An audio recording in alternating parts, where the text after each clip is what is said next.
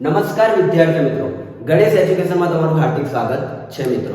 ધોરણ 10 માં વિભાગ ડી માં પ્રકરણ 6 નો સૌથી વધારે પૂછાતો પ્રશ્ન એટલે કે સમપ્રમાણતાનો મૂળભૂત પ્રમેય લખો। ઓકે, અને મિત્રો એનું બીજું નામ છે થેલ્સનો પ્રમેય સાબિત કરો। ઓકે, હવે જો તમને કોઈ એવું ના પૂછે કે સમપ્રમાણતાનો મૂળભૂત પ્રમેય છે એવું પણ ના પૂછે, થેલ્સનો પ્રમેય છે એવું પણ ના પૂછે, અને કોઈ બીજી જ રીતે જો એમને પૂછવું હોય તો તમને એનું આખું વિધાન લખેલું હશે અને એ વિધાન પરથી તમારે એ જ પ્રમેય આખો લખવાનો છે મિત્રો। તો વિધાન શું હોય છે એનું મિત્રો? તો જો ત્રિકોણની કોઈ એક બાજુને સમાંતર દોરેલી રેખા, ઓકે, ત્રિકોણની કોઈ એક બાજુને સમાંતર દોરેલી રેખા બાકીની બે બાજુઓને ભિન્ન બિંદુઓમાં છેદે છે, કોઈ બાકીની બે બાજુઓને ભિન્ન બિંદુઓમાં છેદે છે એટલે કે અલગ અલગ બિંદુઓમાં છેદે છે, તો તે બાજુઓ પર કપાતા રેખાખંડનો તે બાજુઓનું સમપ્રમાણમાં વિભાજન કરે છે। મિત્રો થેલ્સનો પ્રમેય લખો એવું પણ ના પૂછે, સમપ્રમાણતાનો મૂળભૂત પ્રમેય લખો એ પણ ના પૂછે, અને જો આખું આ વિધાન તમને આપેલું હોય તો પણ તમારે ડરી જવાની જરૂર નથી। તમે સમપ્રમાણતાનો મૂળભૂત જેમ તૈયાર કર્યો હોય તેવી જ રીતના તમારે એ પ્રમેય લખી દેવાનો છે મિત્રો। હવે વિધાન પરથી આપણે સાબિત કરીશું સમપ્રમાણતાનો મૂળભૂત પ્રમેય। પ્રથમ અહીંયા કીધું છે કે જો ત્રિકોણની કોઈ એક બાજુને, એટલે આપણે પહેલા આકૃતિ દોરી દઈશું અને ત્રિકોણની ત્રણ બાજુઓ દોરી દઈશું પહેલા તો, અને પછી લખીશું જો ત્રિકોણની કોઈ એક બાજુને સમાંતર દોરેલી રેખા। હવે સમાંતર રેખા આપણે દોરવાની છે તો આ BC ને સમાંતર એક રેખા દોરી દઈશું। સમાંતર રેખા એટલે તમને ખબર જ હશે, એવી બે રેખાઓ કે જ્યારે એકબીજાને ક્યારેય છેદતી નથી તેવી રેખાઓને આપણે સમાંતર રેખાઓ કહીએ છીએ। સમાંતર રેખાઓ એટલે એવી રેખાઓ કે જે ક્યારેય એકબીજાને છેદતી નથી, અને જો આવી ક્યાંક છેદી જાય તો આ રેખાને આપણે સમાંતર કહેતા નથી મિત્રો। તેથી અહીંયા જે આપણે દોરીએ છીએ BC અને અહીંયા નામ આપીશું D અને E। ઓકે, આ બે રેખાઓ DE રેખા અને BC રેખા ક્યારેય એકબીજાને છેદતી નથી, એટલે BC ને સમાંતર રેખા કઈ થઈ? DE।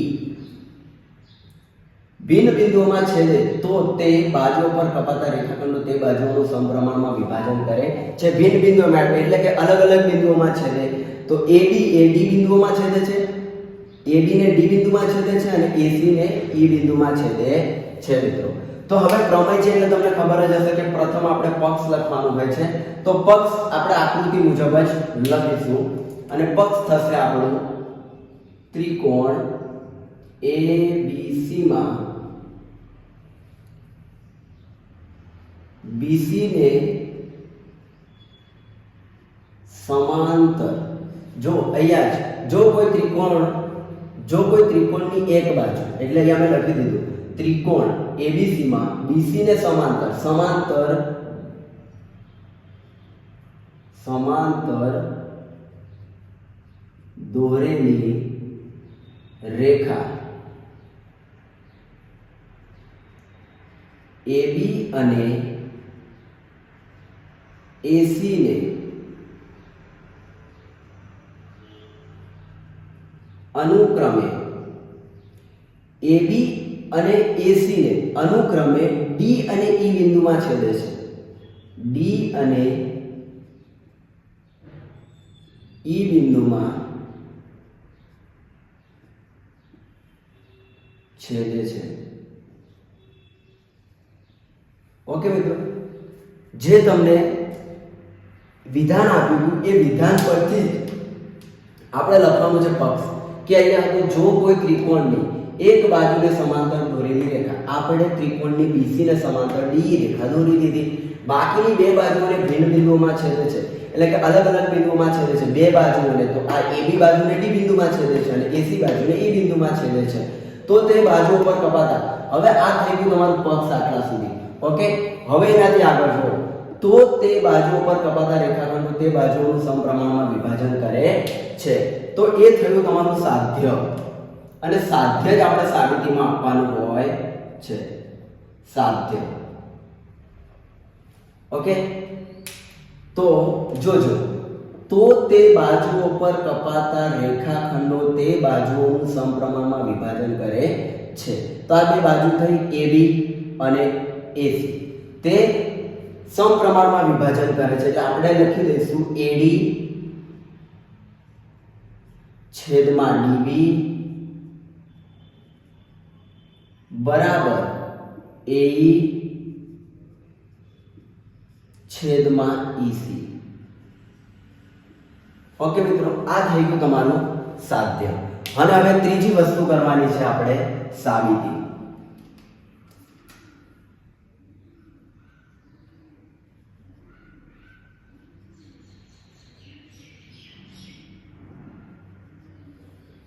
સાબિતીમાં સૌપ્રથમ આપણે પહેલા એક કામ કરી લઈશું આકૃતિમાં, અને એ જ કામ પછી આપણે લખી દેવાનું છે.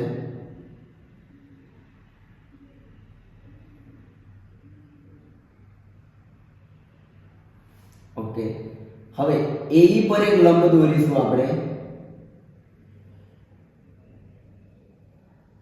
લંબ એટલે તમને ખબર જ હશે કે 90 અંશનો ખૂણો બનાવશે. એવી જ રીતના AD પર એક લંબ દોરી દઈશું.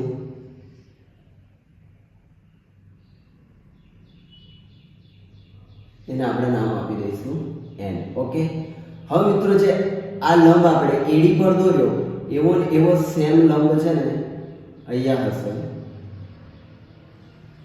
ઓકે, અને એવો ને એવો જે લંબ EC પર પણ હશે, જેને બી આપણે M નામ આપી દઈશું.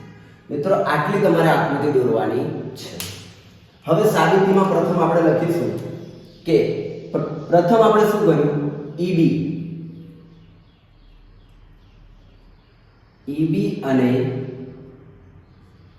રેખાખંડ EB અને DC જોડો. ઓકે, ત્યાર પછી આપણે શું કર્યું, DM લંબ AE પર દોર્યો. એટલે કે DM લંબની નિશાની છે,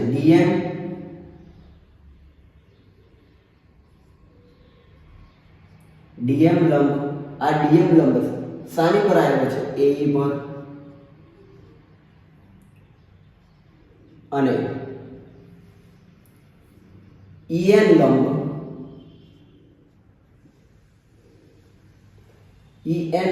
AD દોરો. તો EN લંબ AD પર આવેલો છે, એટલું આપણે લખવાનું છે. ત્યારબાદ હવે આપણે લખીશું ત્રિકોણનું ક્ષેત્રફળ, જે તમને દરેક મિત્રને આવડતું હશે. ત્રિકોણનું ક્ષેત્રફળ બરાબર થશે, ના આવડતું હોય તો તૈયાર કરી લેજો, 1/2 પાયો ગુણ્યા વેધ. ઓકે, 1/2 પાયો ગુણ્યા વેધ. આ થઈ ગયું તમારું ત્રિકોણનું ક્ષેત્રફળ. ઓકે, હવે એ ત્રિકોણના ક્ષેત્રફળથી આપણે 4 ત્રિકોણનું ક્ષેત્રફળ કાઢવાનું છે. તો પ્રથમ આપણે કાઢીશું ADE નું ક્ષેત્રફળ. તો અહીંયા લખીશું ત્રિકોણ ADE નું ક્ષેત્રફળ બરાબર થશે 1/2 તો લખી દેવાનું મિત્રો, 1/2 ગુણ્યા પાયો કયો થશે, AD થશે. ઓકે, એટલે AD ગુણ્યા વેધ કયો છે, AD પર EN વેધ છે. જો AD પર આવેલો વેધ કયો છે, EN. તો અહીંયા લખી દઈશું EN. આને કહી દઈશ સમીકરણ A. ઓકે, એવી જ રીતના હવે આ DBE નું ક્ષેત્રફળ કાઢીશું. DBE નું ક્ષેત્રફળ, તો અહીંયા હું લખી દઈશ ત્રિકોણ DBE નું ક્ષેત્રફળ બરાબર 1/2 તો આવશે જ મિત્રો. હવે અહીંયા પાયો કયો થશે, તો DB પાયો થશે. તો DB ગુણ્યા વેધ કયો થશે, તો જો અહીંયા આ AD પર વેધ EN હતો, તો અહીંયા બી વેધ કયો આવશે, EN જ આવશે મિત્રો. એટલે EN. આને આપણે સમીકરણ કહી દઈશું B. હવે સમીકરણ a અને b નો આપણે ભાગાકાર કરવાનો છે. સમીકરણ a અને b નો ભાગાકાર કરવાનો છે. તો સમી a અને b પરથી ચલો બંનેનો ભાગાકાર કરીએ આપણે. તો ત્રિકોણ ADE નું ક્ષેત્રફળ ભાગ્યા ત્રિકોણ DBE નું ક્ષેત્રફળ.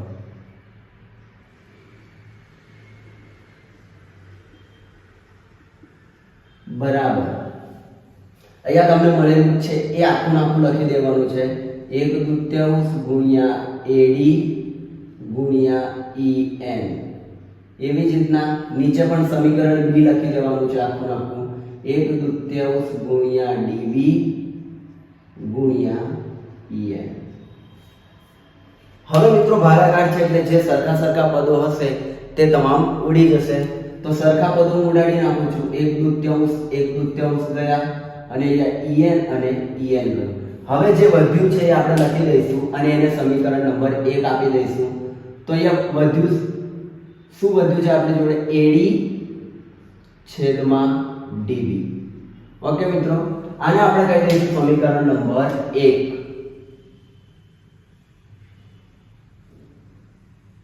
આ થઈ ગયું આપણું સમીકરણ નંબર 1. અને જે તમને સાધ્ય જ્યાં તમે લખ્યું હશે ત્યાં તમને દેખાશે પ્રથમ જ AD છેદમાં DB. ઓકે મિત્રો, હવે એવી જ રીતના આ બાજુ પતી ગયું, AB બાજુ પર પતી ગયું. હવે આપણે લઈશું આ બાજુ. ઓકે, અને એ બાજુનું પ્રથમ ત્રિકોણ લઈશું આપણે AED. ઓકે, તો પ્રથમ ત્રિકોણ એ બાજુનું લઈએ આપણે. ત્રિકોણ AED નું ક્ષેત્રફળ, AED નું ક્ષેત્રફળ બરાબર શું થશે મિત્રો? 1/2 તો આવશે જ. ઓકે, 1/2 લખી દઈએ ગુણ્યા પાયો. પાયો કયો થશે? AE ગુણ્યા વેદ કયો થશે? DM વેદ આવ્યો છે. કયો? DM. આને આપણે સમીકરણ કહી દઈશું C. એવી જ રીતના હવે આપણે ત્રિકોણ લઈશું EBC. EDC. ઓકે, તો ત્રિકોણ EDC નું ક્ષેત્રફળ બરાબર EDC. પહેલા આપણે લીધું હતું આના માટે DBE. ઓકે, તમે ECD પણ લખી શકો છો. 1/2 ગુણ્યા અહીંયા વેદ કયો થશે? સોરી, પાયો કયો થશે? EC ગુણ્યા વેદ. અહીંયા જો DM હતો તો અહીંયા બી વેદ કયો થશે? DM. આ થઈ ગયું તમારું સમીકરણ નંબર D. હવે જેમ ઉપરનું સમીકરણ આપણે જેમ ભાગાકાર કર્યું તેવી જ રીતના C અને D નું પણ આપણે ભાગાકાર કરીશું. તો બંનેનું ભાગાકાર કરતા સમીકરણ C અને D પરથી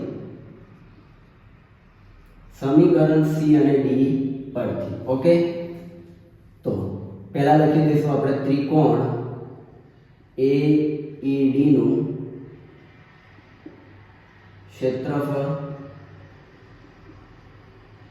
ભાગ્યા ત્રિકોણ EDC નું ક્ષેત્રફળ બરાબર. પહેલા ઉપર આપણે સમીકરણ C લખી દઈશું આખું આખું જ. 1/2 ગુણ્યા AE ગુણ્યા DM છેદમાં નીચે સમીકરણ D લખી દઈશું આપણે 1/2 ગુણ્યા EC ગુણ્યા DM. ઓકે મિત્રો, હવે આપણે જે સરખા પદ તમને દેખાય છે તે સરખા પદ ઉડાડી નાખવાના છે. એટલે 1/2 ગયા અને આ DM અને આ DM પણ ગયા. તો વધ્યા શું મિત્રો? AE છેદમાં EC. અને આને તમે કહી દઈશું સમીકરણ નંબર 2. હવે જે તમને સમીકરણ નંબર 2 મળ્યું AE/EC એ તમને અહીંયા દેખાશે AE/EC. ઓકે મિત્રો, હવે અહીંયા પ્રમેય તમારો પત્યો નથી. હવે તમારે લખવું પડશે, થોડુંક લખાણ બી જરૂરી છે એટલે થોડુંક આપણે લખાણ લખી લઈશું, જે શોર્ટમાં બતાવી દઈશું આપણે કે અહીં ત્રિકોણ પહેલા આપણે જે લીધું હતું DBE અને બીજું જે આપણે લીધું હતું EDC ત્રિકોણ EDC એ એક જ પાયા પર એક જ પાયો. હવે એનો પાયો કયો થશે? તો એનો પાયો થશે આ DE. એક જ પાયા પર અથવા તો DE પર, ઓકે, DE પર આવેલા છે. ઓકે, અહીં ત્રિકોણ DBE અને ત્રિકોણ EDC એ એક જ પાયા પર એટલે કે DB પર આવેલા છે. ઓકે મિત્રો, આટલું તમે લખશો અને તેમની સમાંતર બાજુ, ઓકે, એ બંને ત્રિકોણની સમાંતર બાજુ કઈ થાય છે? DE અને BC છે. માટે થશે, જો એક જ પાયા પર આવેલા હોય તો તેમના બંને ત્રિકોણનું ક્ષેત્રફળ હંમેશા સરખું થાય. તો આપણે એ ત્રિકોણનું ક્ષેત્રફળ સરખું લખી દઈશું. તો આપણે લખીશું, હવે અહીંયા બંને ત્રિકોણને લખી દઈશું DBE બરાબર ત્રિકોણ EDC. ઓકે મિત્રો, તો બંને ત્રિકોણ કેવા થઈ ગયા મિત્રો? સરખા થઈ ગયા. તો આને તમે સમીકરણ કયું આપી દઈશો? સમીકરણ નંબર 3. ઓકે, વિધાનમાં તમારે લખવાનું છે અહીં ત્રિકોણ DBE અને ત્રિકોણ EDC એ એક જ પાયા પર DE પર આવેલા છે. તેમની સમાંતર બાજુ પણ DE અને BC છે મિત્રો. ઓકે, અને તેના પરથી તમારે લખવાનું છે આ બંને ત્રિકોણ કેવા છે? સરખા છે. તો ત્રિકોણ DBE બરાબર ત્રિકોણ EDC મિત્રો. ખબર પડી? હવે તમારે ખાલી એટલું લખવાનું છે કે સમીકરણ 1, 2 અને 3 પરથી જે તમે સાધ્યમાં લખ્યું છે સાધ્ય તમારે લખી દેવાનું કે સમાંતર સમાન ગુણોત્તરમાં વિભાજન કરે છે એટલે કે AD/DB બરાબર AE/EC. આ થઈ ગયો મિત્રો તમારે 4 માર્ક્સનો મહત્વપૂર્ણ પ્રમેય કે જે બોર્ડની એક્ઝામમાં સૌથી વધારે પૂછાતો પ્રમેય છે, એટલે કે સમપ્રમાણતાનું મૂળભૂત પ્રમેય એ સૌથી વધારે પૂછાતો પ્રમેય છે મિત્રો. જો